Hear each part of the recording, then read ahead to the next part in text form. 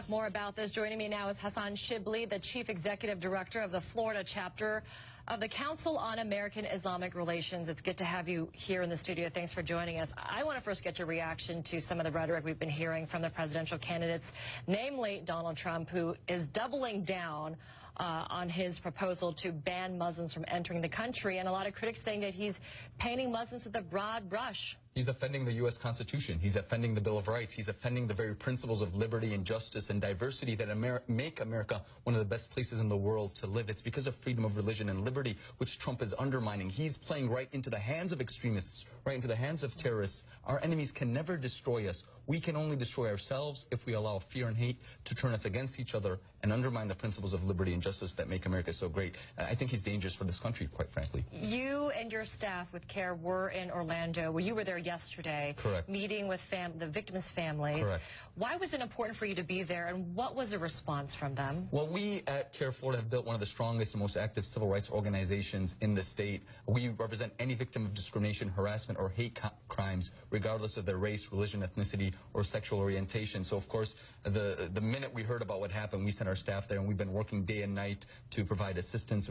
We brought over counselors. We brought over chaplains. It's very important because we have to stand in solidarity. An attack on any one of us is an attack on all of us. 50 of our fellow Floridians, our neighbors, were killed in cold blood. What was their response? What did they say? They were extremely touched. They were appreciative. We were hugging, we were crying together, and it showed an overwhelming sense of solidarity and strength that we will not allow our enemies to defeat us by dividing us and turning us against each other. We will not play into their hands. You know, I would imagine there's a lot of concern amongst leaders like you and within the Muslim community of backlash. Every time, we see a terror attack and there is a Muslim or someone who uses, Islam, the name of Islam, in carrying out these attacks, I would imagine there's a big concern about a heightened Islamophobia in this country.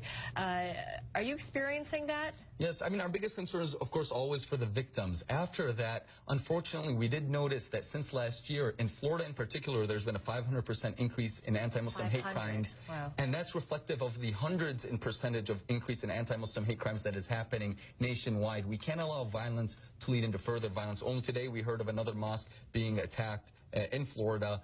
My office is investigating that as well. We need the cycle of violence and hate to stop. It's not good for our country. We're all Americans. We're all in this together. We can't allow enemies abroad to divide us here at home and turn us against each other. That's what they want. We can't play into their hands.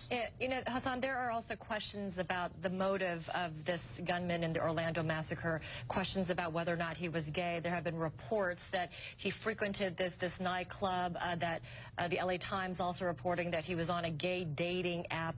I just wanted to ask you about homosexuality and Islam and how incompatible they are, and do you think that there needs to be more tolerance in the religion for the LGBT community? Look, the Quran is very clear. Whoever kills a soul, it's as if he has killed all humanity. There's absolutely no room for attacking anybody because you disagree with what they do in the privacy of their home or in their lifestyle. That is un-Islamic. What he did was a crime against humanity. It was a crime against God, and he will have to answer to God for that horrific crime that he did against our nation and against us as Americans. There's absolutely no room. We stand in solidarity with the LGBT community, with the Christian community, with the Jewish community, with all Americans against anybody who wants to enact violence or hate or divide us as a people.